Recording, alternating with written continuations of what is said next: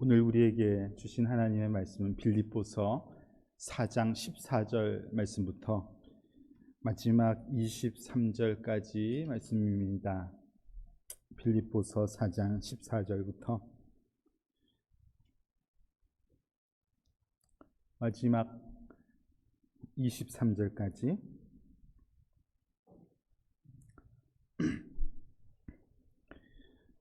제가 한 절 읽고 여러분 한 절 읽으시고 그렇게 교독해서 읽겠습니다. 그러나 너희가 내 괴로움에 함께 참여하였으니 잘하였도다.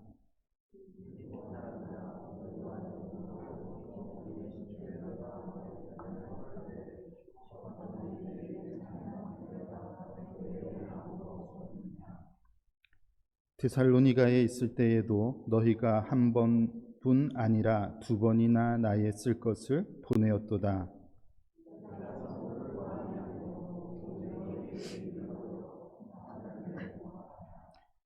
내게는 모든 것이 있고 또 풍부한지라. 에바브로디도 편에 너희가 준 것을 받음으로 내가 풍족하니 이는 받으실 만한 향기로운 제물이요 하나님을 기쁘시게 한 것이라.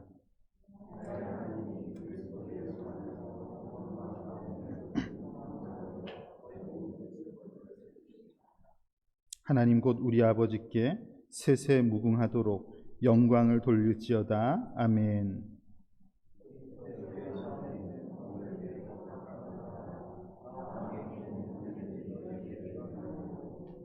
모든 성도들이 너희에게 문안하되 특히 가이사의 집 사람들 중 몇이니라.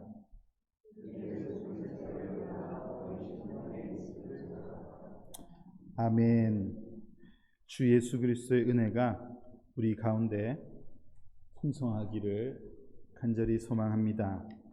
빌립보서 말씀을 그동안 살펴보았는데 오늘은 마지막 말씀입니다. 하나님께서 말씀으로 우리를 인도하신다는 것, 그것을 설교자로서 또 저도 하나님의 자녀로서 늘 깨달으며 그런 하나님의 일하심을 기뻐하고 감사하고 있습니다. 우리 하나님의 말씀을 살아있고 활력이 있다라고 히브리서 4장에서 설명하고 있거든요. 정말 그렇습니다. 저는 우리 생각과 형편과 모든 상황을 잘 아시는 우리 하나님께서 빌립보 교회를 향해 기록해 주신 이 말씀을 통해서 우리 교회에게도 말씀하고 계심을 분명히 믿습니다. 오늘도 부족한 저를 통해서 듣게 하시는 이 하나님의 말씀, 살아있는 활력이 있는 하나님의 말씀, 그래서 내게 하시는 말씀, 이것이 우리 교회에게 하시는 말씀이다 라는 확신을 가지시고 하나님의 말씀에 귀 기울이고 말씀으로 변화되는 복된 그런 주일이 되기를 간절히 소망합니다. 빌립보서 마지막 부분을 읽었는데요. 오늘 교회를 향하신 이 사도 바울이 쓴 내용을 보니까 칭찬이 많고 또 그런 칭찬할 만한 교회를 주신 하나님을 향한 감사의 그의 마음이 표현되어 있습니다. 오늘 본문 14절과 15절 말씀을 보시면 너희가 내 괴로움에 함께 참여하였으니 잘하였도다 이렇게 칭찬하고 있습니다. 어려운 형편 속에서 사도 바울을 적극적으로 돕는 교회, 그래서 사도 바울에게 큰 기쁨을 느끼도록 해주었던 이 교회를 향해서 참 잘했다, 너희 참 잘한 거야, 그렇게 칭찬하고 있는 것이죠. 15절 말씀을 보니까 이 교회가 복음의 시초, 그러니까 복음이 그들에게 처음 시작되고 확산되었을 때부터, 그리고 16절 말씀을 보면은 데살로니가 지역의 사도 바울이 옮겨갔을 때, 이미 그 지역을 떠나서 다른 지역에 갔을 때까지도 사도 바울의 쓸 것을 후원하는 일에 이 교회가 성실하게 참여했었구나 하는 것을 이 말씀을 통해서 확인할 수가 있습니다. 여기에서 복음의 시초라는 것은 그냥 시간적인 개념뿐만 아니라 이 영적인 개념을 잘 포함하는 말씀이다. 저는 그렇게 생각하고 있거든요. 그들의 마음속에 처음 복음의 씨앗이 심겨졌을 때, 예수 그리스도의 복음에 대해서 처음 듣고 마음이 동하기 시작했을 그때부터 이들이 사도 바울의 사역에 협력하는 일을 적극적으로 성실하게 감당했다는 것을 성경이 알려주고 있는 거예요.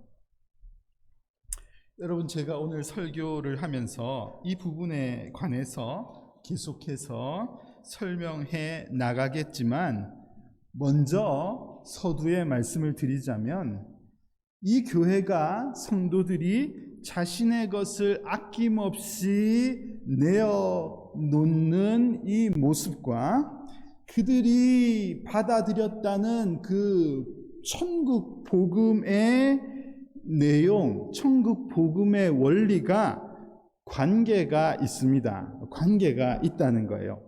오늘 저는 말씀을 통해서 그 부분을 이야기하려고 합니다. 그래서 사도 바울은 이 어려운 형편 가운데서도 교회가 적극적으로 사도 바울의 사역을 후원한 것에 대해서 평가하기를, 이것은 17절을 보면은 사람을 향해서 좋은 것을 주는 그런 선물과 관계된 것이 아니라는 표현을 하고 있고, 되려 이것이 하나님께서 받으시는 재물과 관계된 것이라고 18절에서 사도 바울은 설명하며 기록하고 있습니다. 그의 마음을 그렇게 표현하고 있는 것이죠. 내가 선물을 구함이 아니다. 이는 받으실 만한 향기로운 재물이요 하나님을 기쁘시게 한 것이라. 사도 바울이 이 빌립보 교회의 적극적인 후원에 관해서 그렇게 마음을 표현하고 있는 것입니다. 여러분, 빌립보서 마지막 마무리 부분을 마주하는 이 본문을 읽으면서 어떤 이는 교회를 향한 이 편지의 마지막 부분에 이 연보, 후원, 헌금, 물질에 관한 것을 적어 놓으셨구나. 혹은 설교자가 결국 이 설교의 마지막을 헌금, 물질과 관계해서 연관을 시키는구나 라고 생각하는 분이 계실지 모르겠습니다.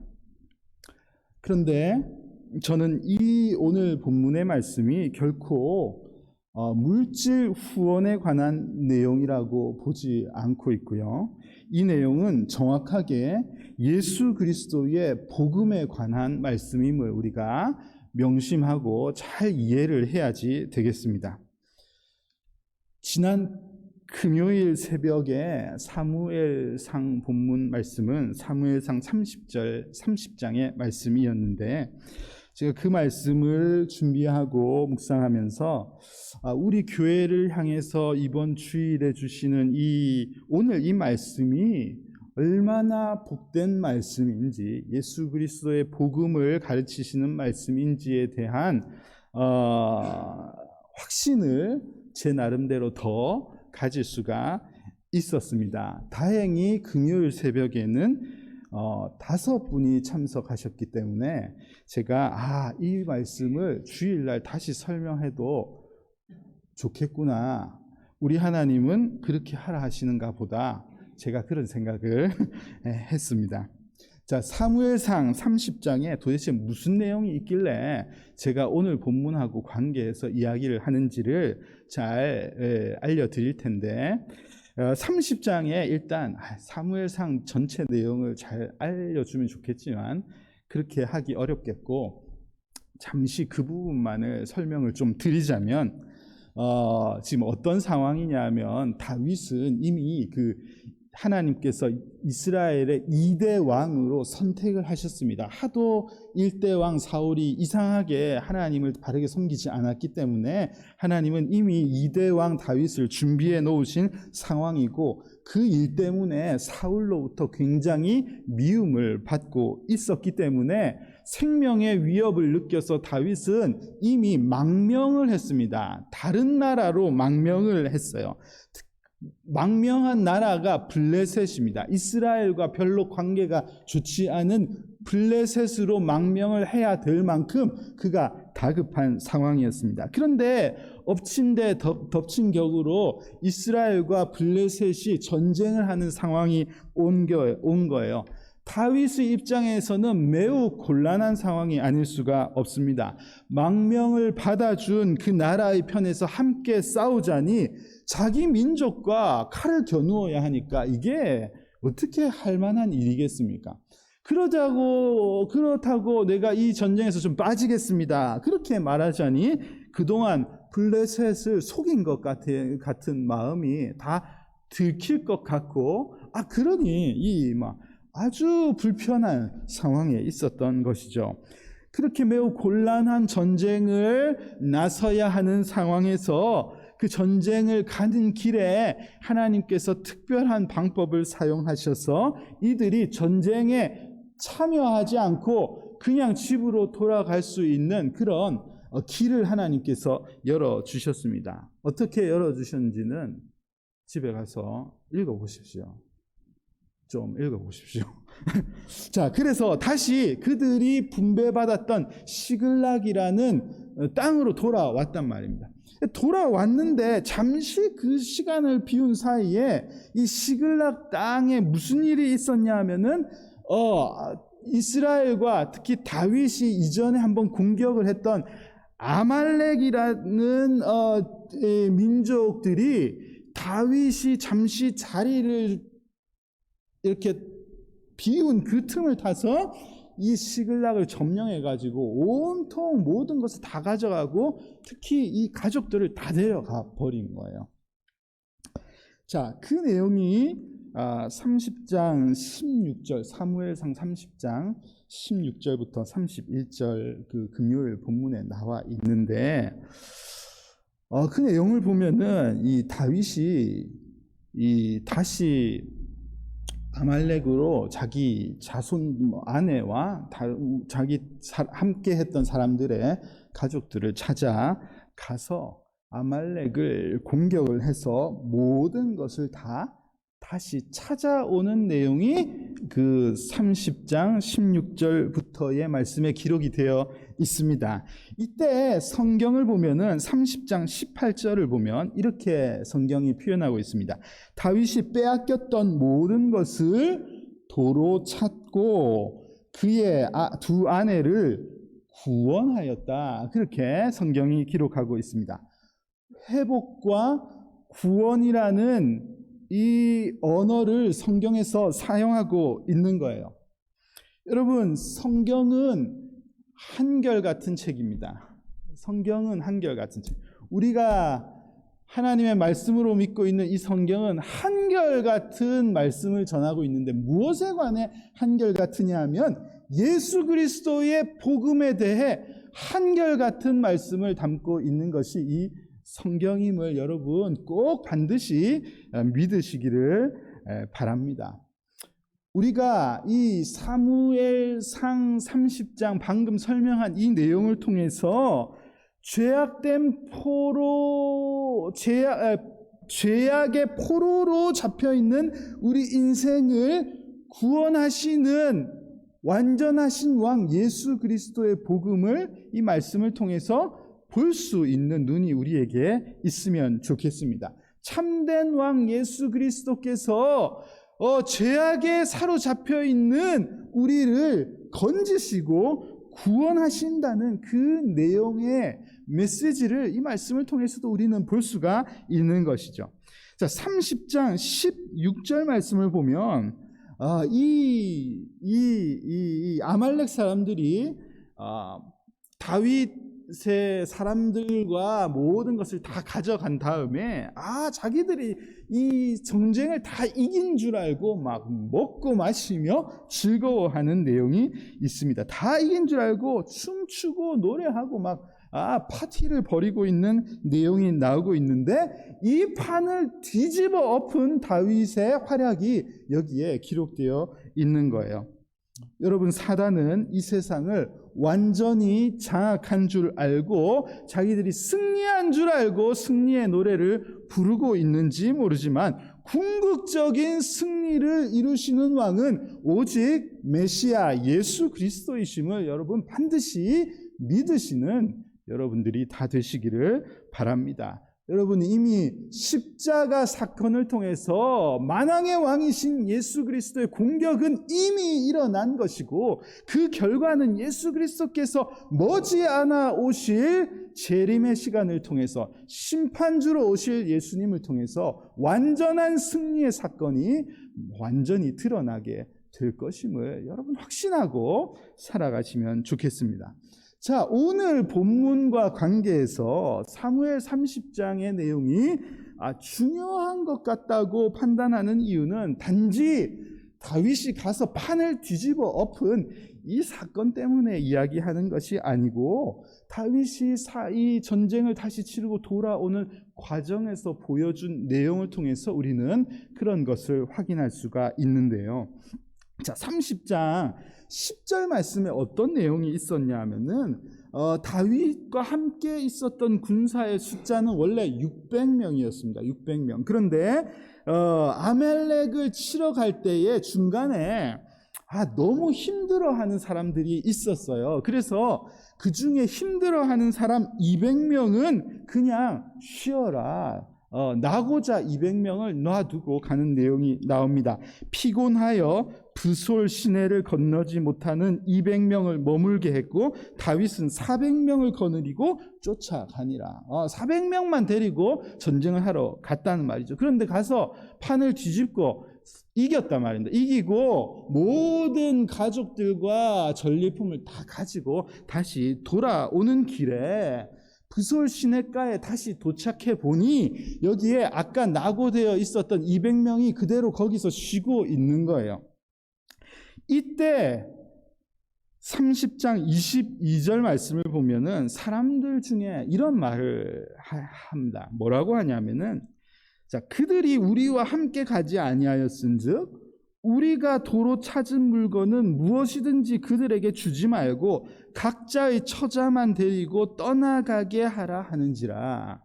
이게 무슨 말이냐 하면은, 이 다윗을 따라갔던 400명의 의견이 뭐냐면, 여기 낙오되었던 200명은 우리가 대신 찾아온 그들의 가족만 돌려보내주고, 우리가 풍성하게 얻어온 전리품은 저 사람에게 줄 필요는 없지 않습니까? 괘씸합니다. 왜 저들에게도 그걸 줘야 됩니까? 우리는 목숨을 걸고 나가서 싸워서 닭 잔치해서 왔는데 뭐하러 저 사람들에게도 혜택을 주어야지 됩니까? 부당합니다. 줄 수 없지요.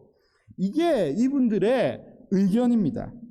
자, 그런데 이 말씀을 보면은 이런 의견을 내어놓은 사람들을 향해서 22절 말씀을 보면, 다윗과 함께 갔던 자들 가운데 악한 자와 불량배들이 이렇게 말을 했다. 성경이 그렇게 표현하고 있습니다. 상식적으로 여러분 보면은 이 사람들이 한 말이 뭐가 틀렸어요? 하나도 틀린 것이 없습니다. 처자식들이 자기에게 잡혀갔는데 무섭고 힘들다고 나는 그냥 더 가지 않겠습니다. 그냥 여기 우리가 머물고 올 테니 있을 테니까 그냥 저기 갔다 오십시오. 전쟁에 참여하지 않은 사람들에게 무슨 이 모든 혜택을 줄 필요가 있냐는 말입니다. 가족들만 찾아와서 돌려주는 것 받는 것만으로도 감사할 것이지 뭘 이 목숨 걸고 싸워서 가져온 것을 그 사람들에게 줄 필요가 있는가? 그런데 성경은 그런 말을 하는 사람들을 향해서 악한 자, 불량배 이렇게 성경이 기록하고 있는 것이 심상치가 않습니다. 여러분, 이 말씀을 읽으면서 들었던 생각은 마태복음 20장에 기록된 예수님의 비유가 생각이 났습니다. 예수님께서 마태복음 20장을 보면 비유로 가르치신 내용이 있는데, 이 비유를 시작할 때 1절 말씀을 보면 천국은 마치 품꾼을 얻어 포도원에 들여보내려고 이른 아침에 나간 집주인과 같다. 그렇게 예수님께서 설명하시면서 지금 내가 하는 이 비유는 천국, 하나님의 나라의 원리에 관한 것이야. 이렇게 설명하시면서 예수님께서 이 비유를 알려주셨습니다. 주인이 하루의 삭을 정했는데 하루 삭이 한 데나리온이에요. 주인이 먼저 아침에 제3시에 일꾼들을 찾으러 나가 봤습니다. 제3시는 오전 9시예요. 나가보니까 인력시장에 일자리를 찾기 위해서 나와 있는 사람들이 모여 있는 거예요. 데려다가 포도원으로 들어가시오. 우리 집에서 일하시오. 그렇게 일터로 보내줍니다. 제3시에 나가서 한번 그렇게 하고, 제6시에 한번 더 그렇게 하고, 제9시에도 나가서 일꾼들을 포도원으로 들려보내었는데, 마지막으로 제11시에도 나가서 일꾼들을 데려다 놓습니다. 제11시는요 오후 5시예요. 오후 5시. 이제 일 거의 다 끝날 때 다 됐단 말이에요. 조금 있으니까 해가 저물고 일꾼들을 다 불러서 일삭을 주기 시작하는데, 제일 먼저 온 사람이 한 데나리온을 받았지요. 이후에 차례차례 삭을 받기 시작하는데, 오전 9시에 온 사람들이 제일 궁금한 게 뭡니까? 오후 5시에 온 사람이 얼마 받는지가 너무 궁금한 겁니다. 얼마 받을까? 나는 한 데나리온 받는데 설마 쟤도 한 데나리온 주겠나? 그런데 주인이 이 오후 5시에 온 사람에게도 한 데나리온을 준 거예요. 먼저 한 데나리온 받은 사람이 불만이 없을 수가 없겠죠. 부당해 보입니다. 저 사람은 오자마자 좀 이따 일터에 와서 좀 폼 잡으니까 일 끝났는데 왜 우리하고 똑같은 삭을 줍니까? 불만이 크거든요. 주인이 한 대답이 20장 13절부터의 말씀인데, 우리 13절 말씀을 같이 한번 읽어볼까요? 함께 한번 읽겠습니다. 읽읍시다. 친구여, 내가 내게 잘못한 것이 없노라. 내가 나와 한 데나리온의 약속을 하지 아니하였느냐? 내 것이나 가지고 가라. 나중에 온 이 사람에게 너와 같이 주는 것이 내 뜻이니라. 이것이 내 뜻이다. 주인의 뜻이고 주인의 계획이다. 그렇게 말씀하시는 내용이 여기에 나오고 있습니다. 주인은 먼저 온 자들, 그래서 나중에 온 자들에게 똑같은 것을 주는 것에 불만을 품은 이들을 오히려 책망하시는 내용이 여기에도 나오고 있습니다. 예수님께서 이 비유를 통해서 천국을 가르쳐 주셨다고 했거든요. 하나님 나라의 원리가 이와 같다고 예수님께서 말씀해 주시는 거예요. 여러분, 하나님 나라는 그와 같이 불공평한 곳입니까? 부당한 곳인가요? 여러분, 우리는 이 두 말씀을 통해서 하나님 나라의 원리가 도대체 무엇인지 그것을 확실하게 잘 알아야지 되겠습니다. 복음의 핵심이 도대체 무엇인지를 우리가 잘 이해해야지 된다는 말입니다. 사무엘상 말씀에서 불만을 품었던 그 악한 자들에게 다윗은 왜 그들에게도 전리품이 돌아가야지 되는지에 관해서 설명을 했거든요. 자, 30장 23절 말씀을 읽어보면은 이렇게 나와 있습니다. 우리 같이 한번 이 말씀을 같이 한번 읽어볼까요? 읽겠습니다. 다윗이 이르되 나의 형제들아, 여호와께서 우리를 보호하시고 우리를 치러 온 그 군대를 우리 손에 넘기셨은즉 그가 우리에게 주신 것을 너희가 이같이 못하리라. 다윗이 불만을 품은 사람들에게 이렇게 설명하고 있는 것입니다. 우리가 행한 것이 하나도 없지 않느냐? 다윗의 핵심은 이거예요. 우리가 거저 은혜를 받은 것 아니냐?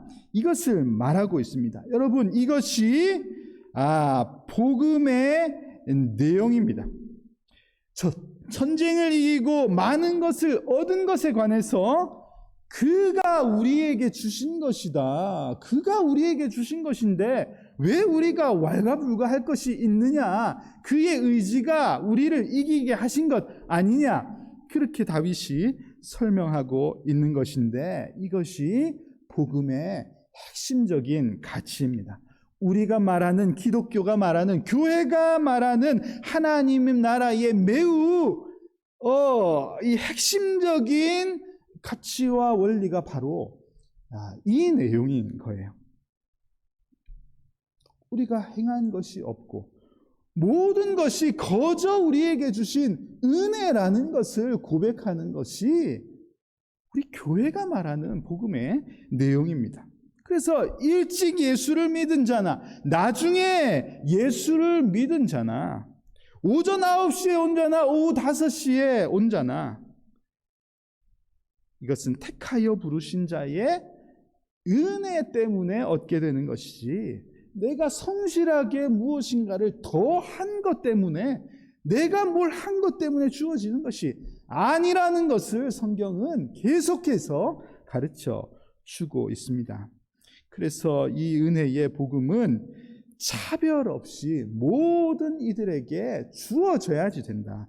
모든 이들이 이 소식을 들어야지 된다는 것이 기독교 복음의 내용입니다.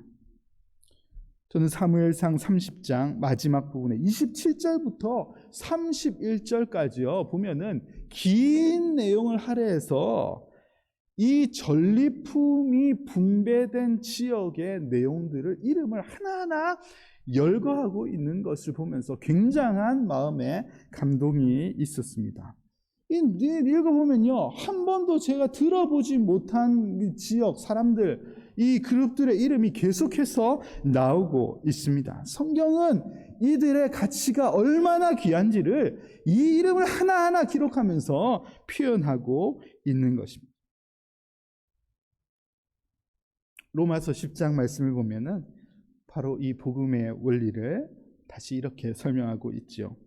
성경에 이르되 누구든지 그를 믿는 자는 부끄러움을 당하지 아니하리라 하니 유대인이나 헬라인이나 차별이 없음이라. 한 분이신 주께서 모든 사람의 주가 되사 그를 부르는 모든 사람에게 부여하시도다.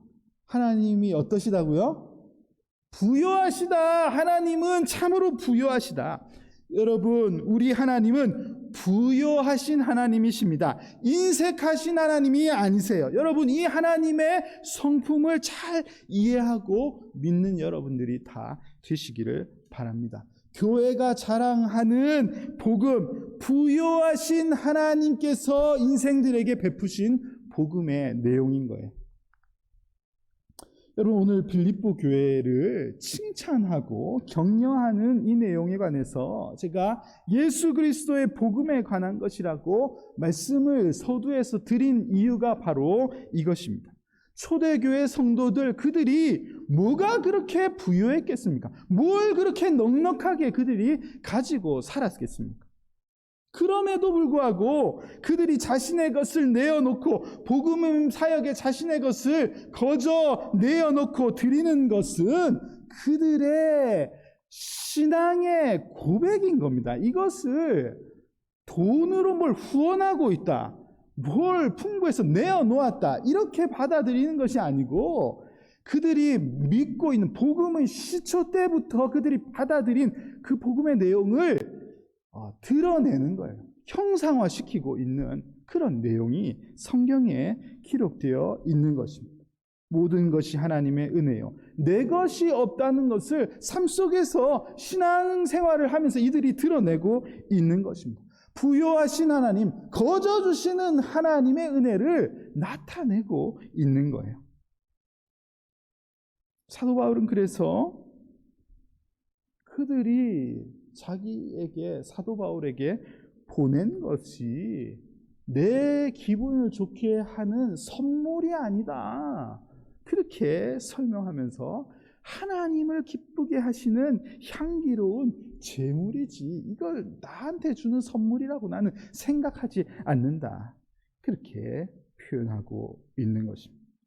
하나님의 은혜를 아는 자들이 드러내는 그 가치를 삶으로 드러내는 향기로운 제물, 하나님의 형상을 이 교회가 드러내고 있다, 그렇게 설명하고 있는 거예요. 여러분, 교회는 신앙을 고백하는 공동체입니다. 교회가 하는 일, 교회가 행하는 모든 순서나 절차나 그리고 결과를 통해서 신앙생활을 하는 여러분들도 마찬가지죠. 어떤 계획을 세우고 진행하는 과정과 결과 모든 것을 통해서 우리는 우리의 신앙이 무엇인지, 내가 믿는 것이 무엇인가 잘 표현이 되어야지 되는 겁니다. 우리가 예배 순서 중에 봉헌의 순서가 있습니다. 헌금을 합니다. 여러분들은 어떤 마음으로 헌금을 하고 있습니까? 헌금을 하면서 사람을 향해 선물을 하는 것처럼 그런 생각을 하면 안 된다는 것을 오늘 말씀이 우리에게 정확하게 알려주고 있습니다. 사람에게 선물을 건네는 마음으로 이걸 하면 안 된다는 거예요. 헌금을 드리면서. 어떤 분들은 헌금을 목사가 마음에 들면 드리고 목사가 마음에 안 들면 안 드리고, 이게 저한테 선물하는 겁니까? 이게 아니라고 성경이 분명히 오늘 말씀하시는 것을 잘 기억하시기를 바랍니다. 여러분, 헌금, 헌물 뿐만 아니라 헌금 순서뿐만 아니라 내 마음을 드리는 것, 시간을 드리는 것, 혹은 여러분의 미래, 여러분의 직업을 통해서 할 어떤 가치를 드리는 것, 모든 것이 내가 무엇을 믿는가, 내 믿음의 내용이 무엇인가, 이것이 드러나는 하나하나의 과정이 되어야지 된다는 것을 여러분 잘 기억하시기를 바랍니다. 나를 위해서 제물이 되신 예수 그리스도를 통해서 내가 거저받은 은혜를 내 삶 속에서 고백하는 순서가 예배의 모든 과정에서 표현되어야지 되고, 여러분이 살아가는 모든 과정에서 나타나야지 되는 거예요. 예수님께서 제자들에게 복음 전파에 대해서 가르치면서 실습시키시면서 하신 교훈의 말씀이 마태복음 10장에 기록되어 있는데, 이 말씀을 보면 가장 핵심적인 내용은 바로 이겁니다. 거저 받았으니 거저 주라. 이게 핵심적인 내용입니다. 너희도 거저 예수 그리스도의 복음, 하늘나라의 복음을 듣게 되었으니 너희도 그 가치 있는 것을 생색내지 말고 거저 전하는 것이 옳지 않느냐. 자꾸 챙길 생각하지 마. 예수님께서 제자들에게 그렇게 가르치셨습니다. 그래서 가지고 가지 마라. 뭘 받아오려고 생각하지 마라. 일꾼이 자기의 먹을 것을 받는 것이 마땅합니다. 일꾼이 주인으로부터 먹는 것을 받는 것이지 왜 거기 가서 너가 뭘 혜택을 누리려고 하느냐. 예수님께서 그렇게 가르치시면서 거저 받은 것을 거저 내놓고자 하는 것이 너희 마음 중심에 있어야지 된다, 그렇게 가르치셨거든요. 여러분, 마지막 시대에 교회가 명심해야 될 것이 바로 이것입니다. 물질이 우상화되어 있는 이 시대에서 교회가 정신을 차리고 있어야지 될 부분이 바로 이 부분이고, 신앙생활을 한다고 살아가는 우리 마음 가운데도 매우 매우 중요하게 자리 잡아야 할 내용이 바로 이것입니다. 거저 받은 것을 거저 베풀지 못하고 인색하게 혹은 내 것인 것처럼 자랑하고 혹은 아까워하고, 성경은 분명히 그런 생각을 가진 이들에 대해서 악한 자, 불량배다, 그렇게 표현한 것을 오늘 잘 기억해야지 되겠습니다. 교회에 거저 주는 나눔이 있어야지 됩니다. 복음을 거저 나누어 줄 뿐만 아니라 우리의 신앙 고백이 삶 속에서 나타나서 우리의 것도 아낌없이 줄 수 있는 그런 마음이 우리 안에 풍성해야지 되는 것입니다. 결국 빌립보서 마지막의 메시지도 그와 같은 거예요. 각 성도들을 살펴봐라, 무난해라, 그렇게 말씀하고 있지 않습니까? 교회가 서로를 잘 살피고 무난하고 돌보는 것, 이것은 그냥 너희들 잘 단합해라, 결속력을 잘 가지고 교회가 하나의 좋은 멋진 공동체의 모습이 되어야지 된다, 멤버십이 좋아야 된다, 지금 그것을 말씀하시는 것이 아닙니다. 예수 그리스도 복음의 원리를 교회가 실천해야지 된다.